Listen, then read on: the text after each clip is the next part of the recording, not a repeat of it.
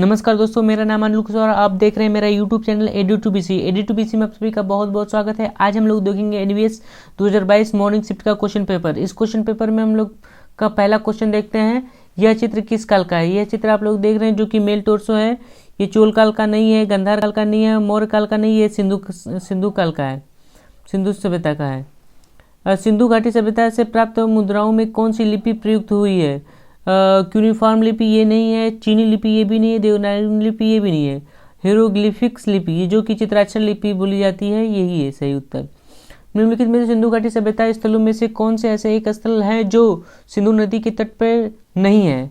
मोहनजोदड़ो सिंधु नदी पे है, हड़प्पा सिंधु नदी पे है, चंद्रो है, लेकिन लोथल नहीं है। लोथल ये गुजरात में पड़ता है। कहाँ पड़ता है? गुजरात में। मोहनजोदड़ो पाकिस्तान में पड़ता है, हड़प्पा भी पाकिस्तान में, चंद्रो भी पाकिस्तान में। ये मोहनजोदड़ो सिंधु नदी के किनारे, हड़प्पा रावी नदी के किनारे, चंद्रो भी सिंधु नदी के किनारे। सिंधु घाटी सभ्यता का स्थल धौलावीरा कौन सी नदी तट पर स्थित है? सिंधु नदी, लूनी नदी, भोगवा नदी, रावी नदी। ये लूनी नदी। भोगवा नदी पे लोथल है, रावी नदी पे हड़प्पा है, सिंधु नदी पे मोहनजोदड़ो है। लास्ट वैक्स सिरे परदू किस ढालने की प्रक्रिया है? यह कांस्य ढालने की प्रक्रिया है।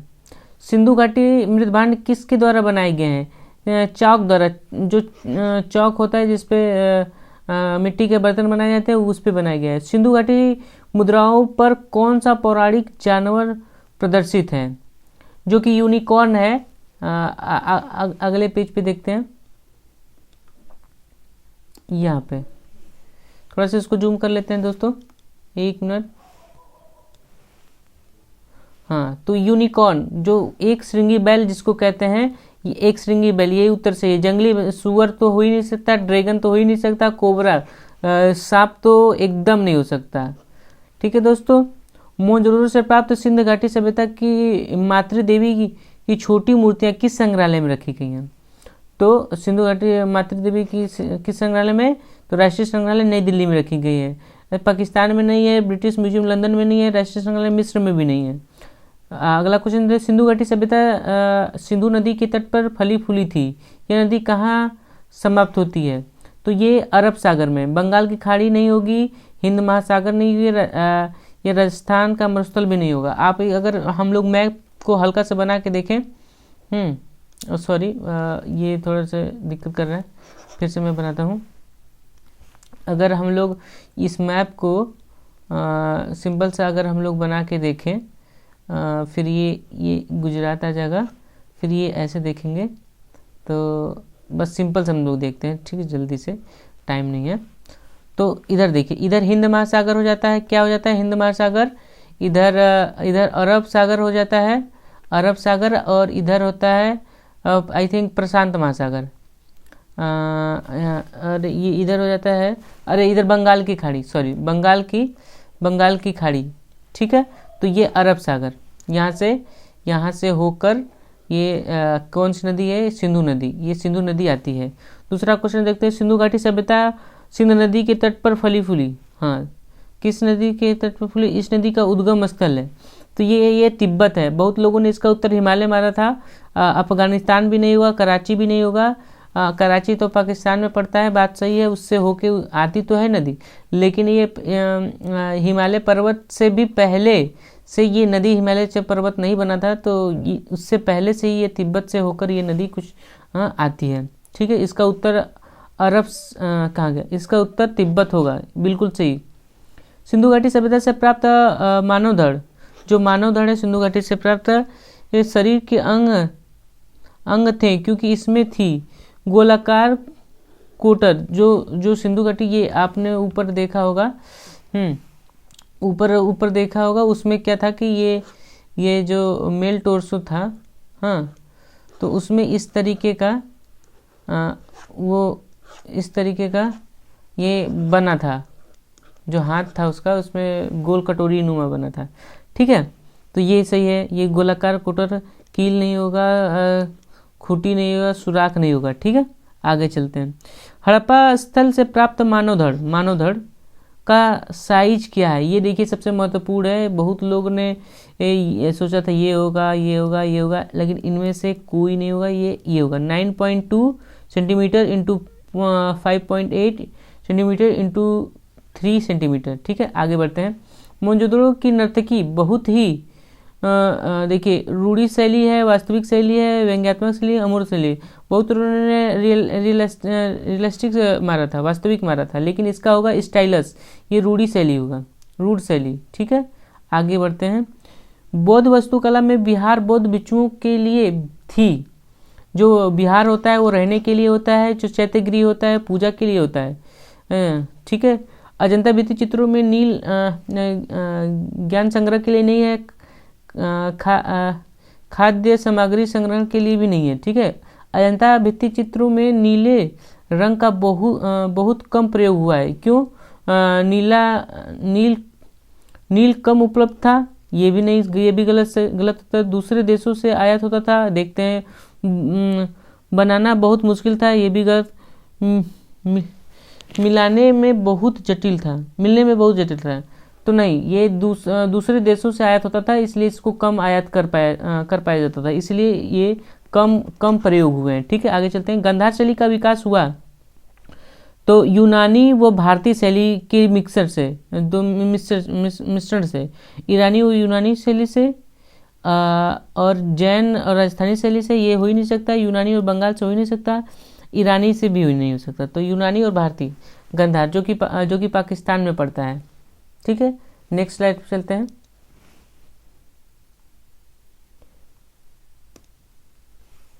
हाँ, थोड़ा सा जूम कर लेते हैं दोस्तों इसको, 1 मिनट, बस 1 मिनट, ये ठीक है।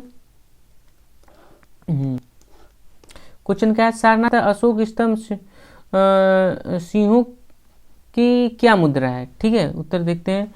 खड़ा हुआ, ये बहुत ही कंफ्यूजन वाला क्वेश्चन था। खड़ा हुआ है, खड़ा तो हो नहीं सकता। बैठा है, ये बात सही है। हाँ, दहाड़ता, दहाड़ तो रहा नहीं है, पीछे के पैरों पर बैठा हुआ, ये सही उत्तर है, क्योंकि बैठा तो है लेकिन कैसे? पीछे के पैरों से। ठीक है, ओके। 58 चलते हैं। अजंता के गुफा चित्रों की सफाई पुरातत्व विभाग ने किससे की? तो ये रासायनिक उपचार या जल भौतिक उपचार या बायोगैस या भौतिक विधि, तो इसका किया है रासायनिक उपचार से। आगे क्वेश्चन देखते हैं। निम्नलिखित में से कौन सा चित्र अजंता की गुफा संख्या 16 में है? तो वज्रपाणी बुद्धिस्ट तो नहीं, ये गुफा संख्या 1 में है। झूला झूलती हुई राजकुमारी, ये गुफा संख्या 2 में है। मार विजय, ये गुफा संख्या, ये भी 2 में है। ये मार विजय, मरती हुई राजकुमारी, ये इसका उत्तर सही है। मरणासन राजकुमारी जो गुफा संख्या 16 में है। ठीक है, आगे चलते हैं। अजंता के भित्ति चित्र में प्रयुक्त लेपिस लाजुली इनमें से किस देश में आयात किया जाता है? तो ये लेपिस लाजुली जो है श्रीलंका से नहीं, तिब्बत से भी नहीं, नेपाल से भी नहीं, ये फारस से मंगाया जाता था। अजंता के भित्ति चित्रण की तकनीक इनमें से कौन सी थी? वास थी, अला प्रेमा थी, इम्पेस्टो थी, टेम्परा थी? तो ये टेम्परा थी। वास क्या होता है?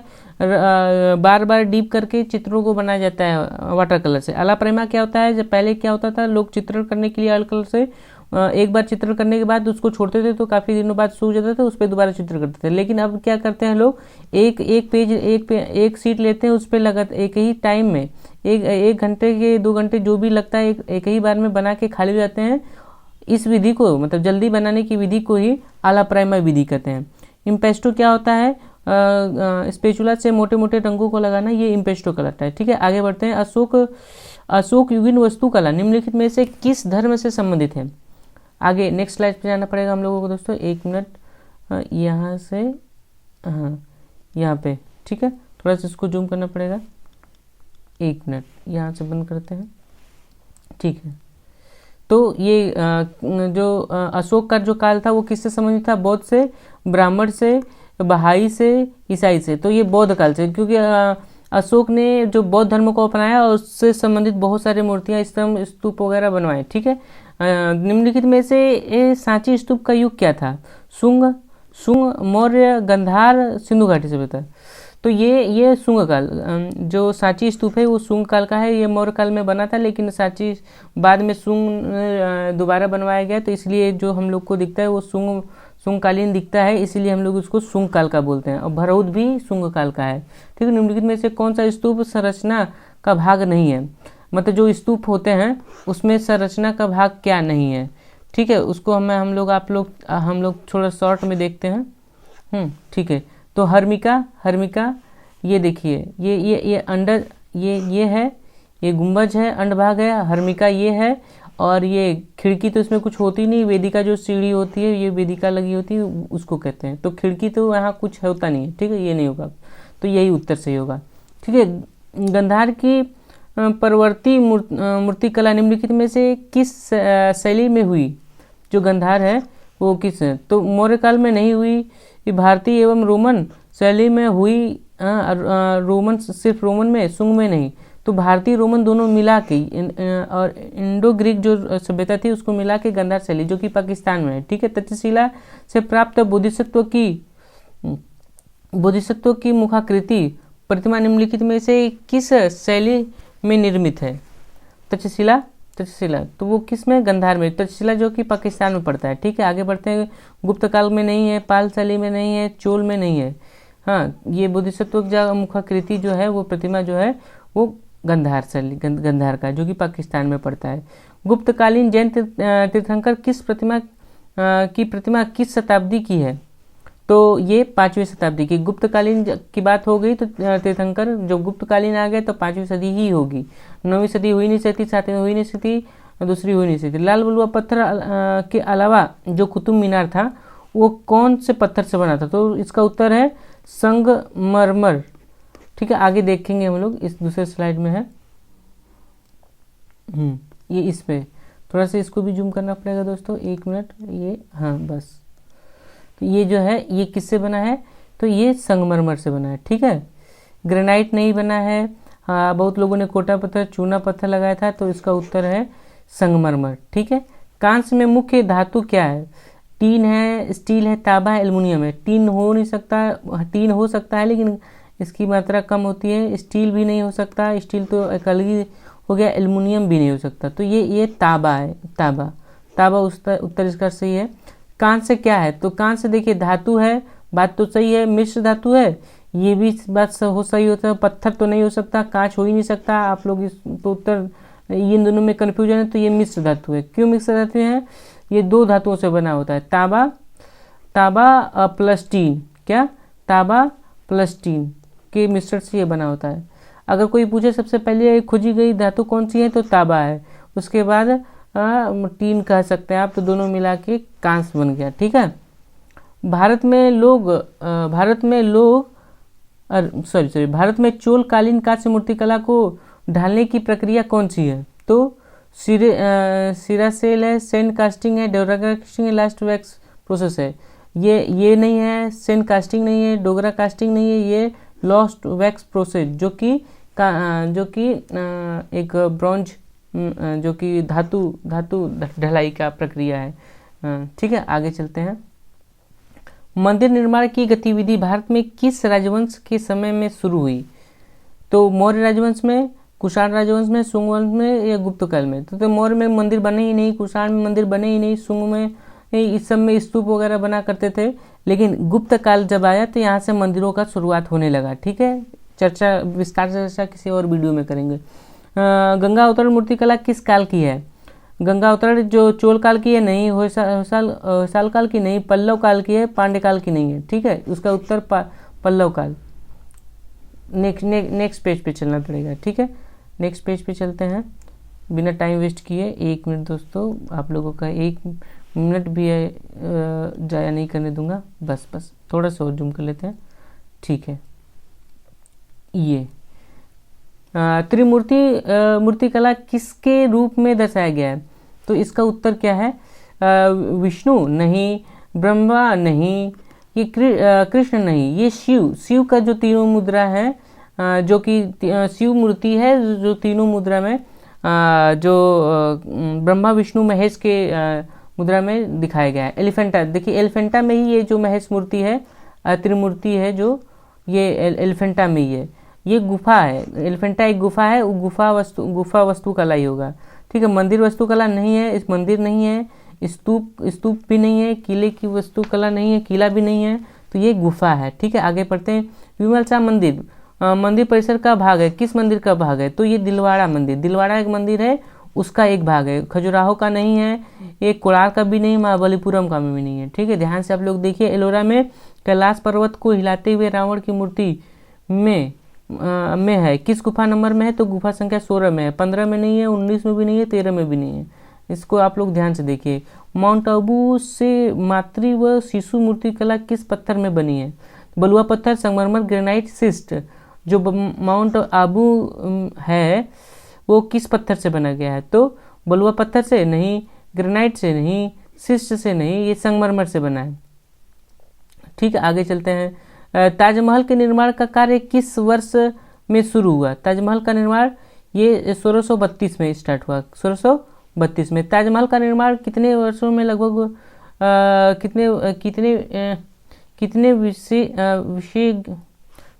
ताजमहल का निर्माण कितने वर्ष लगे और कितने विशेषज्ञ कामगारों के काम किया था? मतलब कितने कारीगर ने उसमें काम किया था? तो 20 वर्ष लगे थे और 20,000 लोग उसमें काम किए थे।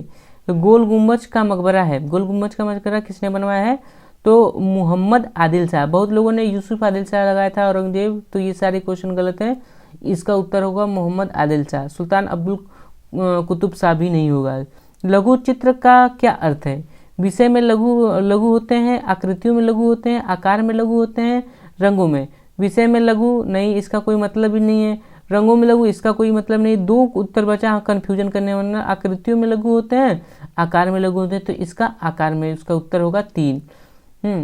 भारत में लघु चित्रशैली का आरंभ में हुआ 9वीं सदी में, 9वीं सदी ईस्वी में, उत्तरार्ध में, या 10वीं सदी का पूर्वार्ध में, 10वीं सदी के उत्तरार्ध में। तो 10वीं सदी की यहाँ चौथा ऑप्शन है, 10वीं सदी के उत्तरार्ध में। आगे वाले पेज पे देखते हैं हम लोग। ये हाँ, ये यहाँ पे, तो इसको भी थोड़ा जूम करना पड़ेगा दोस्तों। ठीक है, ये इतना आई थिंक पर्याप्त है। ठीक है, तो ये उसका उत्तर है 10वीं सदी के उत्तरार्ध में। ठीक है, अगला क्वेश्चन है 999 ईस्वी में कौन सी बौद्ध पांडुलिपि को ताड़पत्र पर चित्रित किया गया? तो ये इसका बुद्ध चरित्रम नहीं, जातक कहानियां नहीं, प्रज्ञा परिमिता ये बिल्कुल सही, बोधिसत्वों की कहानियां नहीं। ठीक है, कौन सी लघु चित्र पश्चिमी भारतीय लघु चित्र शैली के अंतर्गत आती है? जो पश्चिमी है, जो वो जैन जो गुजरात जो पश्चिम पड़ता है, वहीं से जैन लघु चित्र है। ठीक है, और शाहनामा नहीं, ये मुगल अवधूतीनामा, अकबर के टाइम हमजानामा, ये सब मुगल कालीन हो गए। आगे बढ़ते हैं। ठीक है, इसको थोड़ा सा ऐसे कर देते हैं। ठीक है, आगे बढ़ते हैं। चित्र में दर्शित प्राचीन ग्रंथ हस्तलिखित में वस्तु को पहचानिए। आप सभी लोग जानते हैं ऐसे जो पाल ग्रंथ में वो ताड़पत्र द्वारा बनाए जाते थे। ये सब भारत कला भवन में रखी गए हैं ताड़पत्र द्वारा ग्रंथ जो पालकालीन है, वो आप सब जाके भारत कला भवन में देख सकते हैं। तो ये ताड़पत्र, सिल्क कपड़ा तो दिख नहीं रहा है, कपड़ा हो नहीं सकता। पेपर में भी पेपर लोगों को लग सकता है, लेकिन ये पेपर भी नहीं है, ये ताड़पत्र है। लकड़ी भी हो सकता है लोगों को लगे, लेकिन ये ताड़पत्र है। ठीक है, तो 1 मिनट, तो ये हो सकता है। अगला देखते हैं। कथात्मक बौद्ध हस्तलिपि लघु चित्र किस काल से संबंधित है? जो कथात्मक या स्टोरी वाली जो चीजें हैं वो किस काल से है? तो वो गुप्त काल से नहीं, वाकाटक काल से नहीं, पाल काल से सही है, सातवाहन काल से गलत है। तो हस्तलिपि की बात कर रही है तो ये पाल काल से होगा। ठीक है, और वो लघु चित्र की भी बात कर रहा है। ठीक है, आगे बढ़ते हैं। भारत में 14वीं सदी ईस्वी में लघु चित्र बनाने के लिए ताड़पत्रों का स्थान किसने लिया? मतलब जो लघु चित्र जो बनते थे ताड़पत्र पे, उसके बाद वो कौन सा स्थान ले लिया 14वीं सदी में? 14वीं सदी में कागज का आविष्कार हो गया था, इसलिए कागज ने ले लिया था। चमड़ा नहीं, कपड़ा भी नहीं, ये कागज, अन्य चीजें नहीं हो सकती हैं। ठीक है, ठीक है, थोड़ा फोन आने लगा, 1 मिनट। हाँ जैन मुनि, अगला क्वेश्चन देखते हैं। जैन मुनि द्वारा चित्रित 1439 ईस्वी की एक हस्तलिपि लघु चित्र कला कहलाती है। कालकाचार्य कथा, मांडू कल्पसूत्र, प्रज्ञा परिमिता, महावीर की जीवनी। तो इसका ये भी नहीं है मांडू कल्पसूत्र, प्रज्ञा परिमिता, तो ये मांडू कल्पसूत्र है इसका उत्तर, ये भी नहीं। आगे बढ़ते हैं। जैन लघु चित्रकला की मुख्य विशेषता क्या है? जो जैन है उसका प्रकृतिकता, लयात्मकता। आगे देखते हैं, अगला ऑप्शन देखते हैं ये, हाँ ठीक है, इसको भी थोड़ा जूम कर लेते हैं।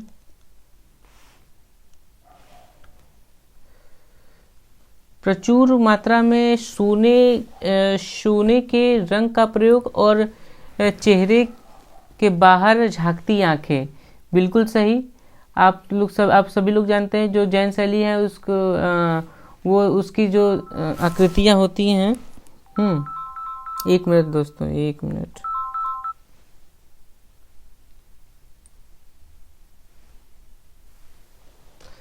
आंखें 15वीं सदी में 15वीं सदी में जैन कल्पसूत्र लघु चित्र किस जगह रचित हुई है? तो ये इसका उत्तर है उदयपुर मेवाड़। ये यहाँ पे 15वीं सदी की जो है जैन कल्पसूत्र जो है जो कल्पसूत्र है वो उदयपुर मेवाड़ में हुआ है। ठीक है, जयपुर में नहीं हुआ है, बूंदी में नहीं हुआ, जोधपुर में नहीं हुआ। ठीक है, आगे चलते हैं। शुरुआती समय में राजस्थानी लघु चित्र कला पर किस तरह का प्रभाव दिखाई देता है? पाल लघु चित्र, मुगल लघु चित्रकला, लोक कला, अजंता भित्ति चित्रण में, और गुजरात की चित्रकला,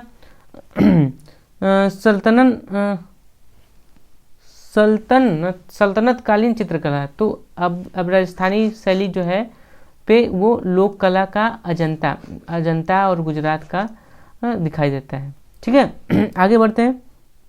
मिलान करना है, इसमें निहाल चंद्र है। निहाल चंद्र का आप सभी लोग जानते हैं, किशनगढ़ बिना पूछे आप लोग इस पे लगा सकते हैं। ठीक है, बिना पूछे आप लोग इसमें लगा सकते हैं। मनोहर मेवाड़ शैली। ठीक है, और साहेबदीन जो है, साहेबदीन ये जयपुर, और उत्कल राम बुद्धि शैली। ठीक है, आगे बढ़ते हैं, इसलिए इसका उत्तर पहला हो जाएगा। ठीक है, किन मायनों में राजस्थानी शैली के चित्र मुगल शैली से भिन्न है? विषय कहानियों का चित्रण, आकृतियों का आकृति चित्रण, जानवरों का चित्रण। जानवरों का कोई मतलब नहीं है, सब में हुआ, प्रकृति का भी हुआ, आकृतियों का भी। विषय जो है वो अलग रहे हैं, विषय जो है राजस्थानी और मुगल के अलग रहे हैं। ठीक है, आगे चलते हैं। इस फोटो में चित्रित पंछी जो है, ये पक्षी जो है, जो ये 5 पक्षी है, ये किस काल की विशेषता है? किस काल में बने? विशेषता, ये किस काल की विशेषता है? ठीक है, ये मुगल काल की विशेषता है, वो जहांगीर काल के हैं। ठीक है, नेक्स्ट पेज देखते हैं। ठीक है, थोड़ा सा इसको भी जूम करना पड़ेगा। ठीक है, ओके, ये उसका उत्तर हमने आपको बता दिया है। और आगे बढ़ते हैं। गोवर्धन पर्वत को उठाए हुए कृष्ण, ये जो है लघु चित्र पहाड़ी चित्रकला में किस चित्र शैली का प्रभाव है? ठीक है, चीनी हो ही नहीं सकता, अजंता में भी हो सकता है, जापानी में भी नहीं, ये भी नहीं हो सकता, पहाड़ी ये भी हो सकता है। तो अजंता और पहाड़ी में दोनों कन्फ्यूजन है, तो अजंता नहीं है, ये पहाड़ी है, क्योंकि ये गोवर्धन कृष्ण जी का जो चित्र ज़्यादातर हुआ है वो या तो राजस्थानी में या तो पहाड़ी में, तो ये पहाड़ी होगा। ठीक है, अजंता में हो नहीं सकता। मुगल शैली के लघु चित्र रजमनामा जो है चित्र दर्शाता है, पंचतंत्र नहीं, ये तो आयरेदानी से, रामायण नहीं, महाभारत है, मुगल रानी की जीवनी ये भी नहीं। तो रामायण बहुत लोग कहते हैं रजमनामा जो है वो रामायण का है, लेकिन ये असली उत्तर इसका महाभारत है। कभी आए क्वेश्चन तो रामायण नहीं लगाइएगा, महाभारत लगाइएगा। ठीक है, अब्दुल कादिर बदायनी जो है रामायण वो उसका छोड़िए, अभी नहीं देखेंगे, वो बाद में देखेंगे, बस ये चीज़ महाभारत जो महाभारत है इसका है। ठीक है, शीर्षक दारा सिक्कों की बारात, जो शाहजहां कालीन है चित्र, लघु चित्र में दारा सिक्कों कौन है? दारा सिक्कों जो शाहजहां काल का जो ये चित्र है, ये दारा शिकोह शाहजहां का बेटा है, जहांगीर का बेटा नहीं है, बाबर का भाई नहीं, अकबर का नहीं, ये शाहजहां का बेटा है। ठीक है, ये जहांगीरकालीन चित्र है। जब लघु चित्र बन जाते थे तो उन्हें रंगों गोमेद से रगड़ कर चमकाया जाता था और रंगों को पक्का किया जाता था। तो इधर थोड़ा सा पकाया जाता था। यह किस शैली की विशेषता है? ठीक है, यह किस शैली की विशेषता है? तो ये राजस्थानी शैली का नहीं, ऐसा कुछ नहीं राजस्थानी शैली में किया जाता था। जैन लघु चित्र में नहीं, ऐसा इसमें भी नहीं था, पहाड़ी में भी नहीं था। ये मुगल में एक पत्थर द्वारा पहले रंगने के बाद चित्र को रंग दिया जाता था, उसके बाद उसको घिसाई करते थे पत्थर से। ठीक है, तो उसमें एक चमक आ जाती थी। तो ये क्या है? ये मतलब मुगल शैली का। और इसमें रत्नों का जो चित्र बन जाते थे तो साइड में जो क्या बोलते हैं, साइड में जो बॉर्डर होते हैं उसको हिंदी में कुछ बोलते हैं, हाँ, तो उस पे जो सुनहरे सोने चांदी से इसमें चित्र करते थे, जो जिसको गुबार विधि बोला था। क्या बोला था? गुबार। जैसे कि एक पाइप होती थी, पाइप से उस रंग को फूका जाता था, सोने चांदी के रंग को, तो ये छिड़काव करते थे इस पे पूरा, बहुत सुंदर लगता था। ठीक है, और जब हम लोग मुगल पढ़ेंगे तब देखेंगे। ठीक है, आगे बढ़ते हैं।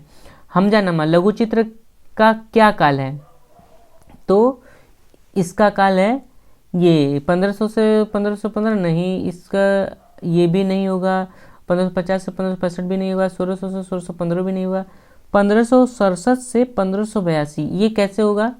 अकबर का जो काल है, अकबर का काल जो है, अकबर का जो काल जो कि 1605 तक है, 1605 तक अकबर का काल है, लेकिन उससे ज़्यादा जाएगा तो आगे बढ़ जाएगा। तो अकबर के काल तक ही हमजानामा चित्रण हुआ, अकबर के टाइम में ही, तो बात तो हो ही नहीं सकता। तो यही उत्तर हमको जो समझ में आ रहा है, यही उत्तर होगा।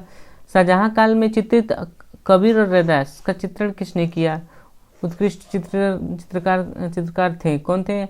हाजी मादनी हो सकते हैं, लेकिन गलत जवाब है। उस्ताद मंसूर नहीं, अबुल हसन नहीं, ये उस्ताद फारिकुल्लाह खान, ये। ठीक है, आगे बढ़ते हैं।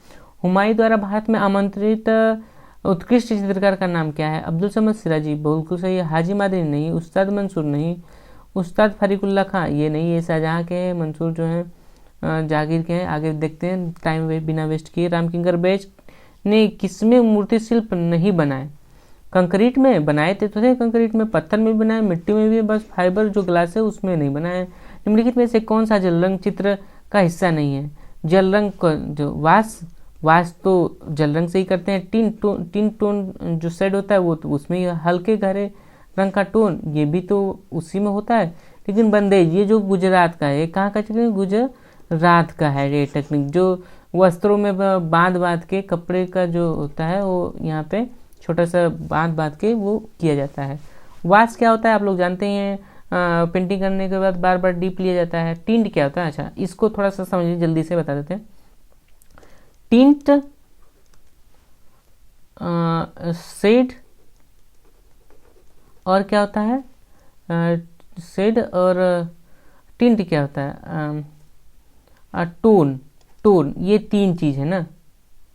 टोन, ये तीन चीजें बहुत आप लोगों को परेशान करती है, तो आप लोग शॉर्टकट में बताते हैं।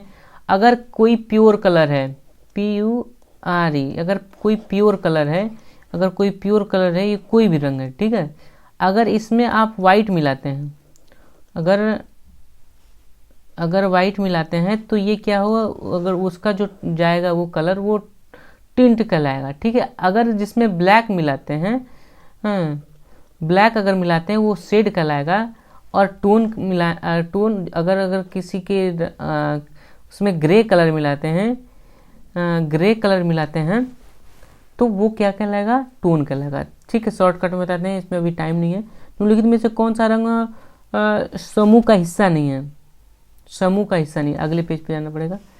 ये यहाँ पे बस थोड़ा सा और बचा है, बिना टाइम वेस्ट किए आप लोगों को मैं बहुत जल्दी ही ख़त्म कर दूंगा। ठीक है, कौन सा मतलब हिस्सा नहीं है ना, सिमिलर नहीं है। नीला कोबाल्ट एक ही सिमिलर कलर है, लाल नारंगी ये भी है, हरा मटमैला हरा, ये भी एक ही सिमिलर कलर है, लेकिन ये पीला नीला ये दोनों भिन्न भिन्न कलर है, ठीक है, ये प्राथमिक रंग है, ठीक है, दोनों में अंतर है।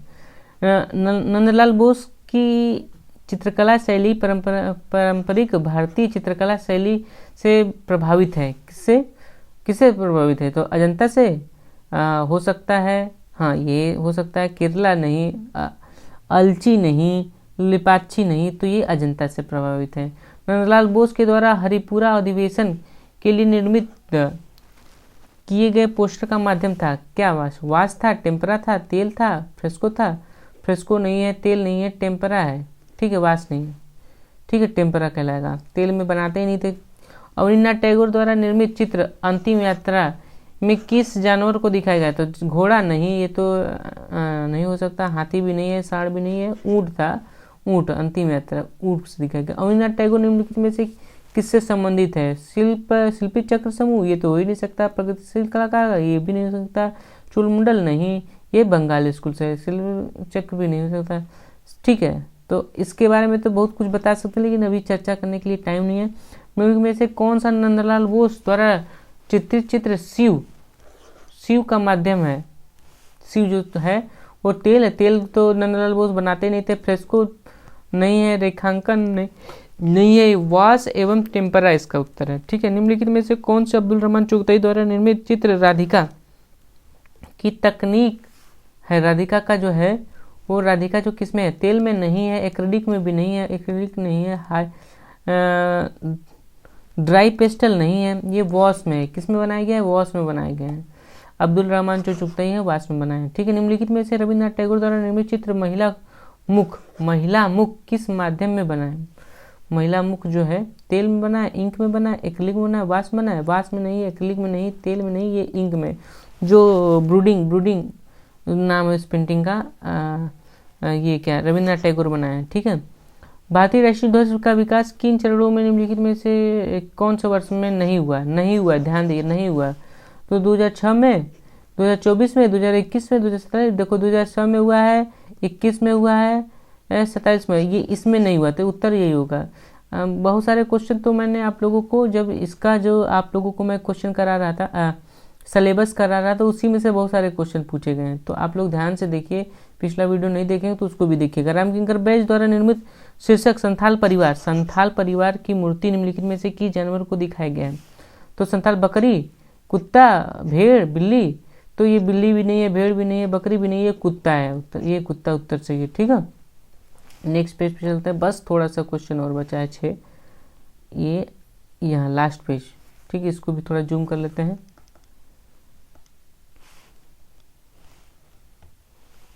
ठीक है, हाँ, राजा रवि वर्मा द्वारा थोड़ा सा इसको इधर करना पड़ेगा। राजा रवि वर्मा द्वारा चित्रित राम समुद्र का मर्दन करते हुए में से किस माध्यम से चित्रित किया है? वैनक्यूसिंग राम जो है वो चित्रण किसने किया है? तो ये किस पे है? कैनवास पर तेल, ये हो सकता है, ये कैनवास पे तेल हो सकता है। एक्रिलिक तो हो ही नहीं सकता, ड्राई पेस्टल नहीं है, जेल, तो यही है, कैनवास पे तेल ही, ठीक है। आगे बढ़ते हैं। छापा चित्र भंवर जो है छापा चित्रकार, जो इस निम्नलिखित में से कौन है? इसके चित्रकार कौन है?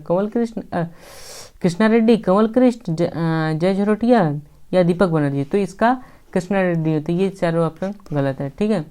आदमी औरत वृक्ष, मैन वुमेन एंड ट्री, ये शीर्षक नामक छपा चित्र निम्नलिखित में से किसने चित्रित किया है? के लक्ष्मण गौड़, ज्योति भट्ट नहीं, नंदलाल बोस नहीं, कृष्णा रेड्डी नहीं, ये के लक्ष्मण गौड़ इसके चित्र, इसका उत्तर सही है। पीवी जानकीराम द्वारा निर्मित गणेश वर्तमान समय में कहाँ संग्रहित है? भारत वन भवन, हाँ, राष्ट्रीय आधुनिक कला संग्रहालय नई दिल्ली में। कहाँ? राष्ट्रीय, यहाँ पे नहीं, यहाँ पे भी नहीं, हाँ, तो ये राष्ट्रीय आधुनिक कला संग्रहालय नई दिल्ली में, ठीक है। निम्नलिखित में से कौन सा प्राथमिक रंग का भाग है?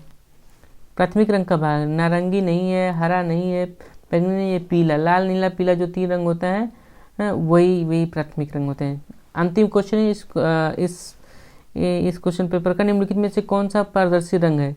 पारदर्शी जल रंग, पेस्टल रंग, तेल रंग, ड्राई पेस्टल?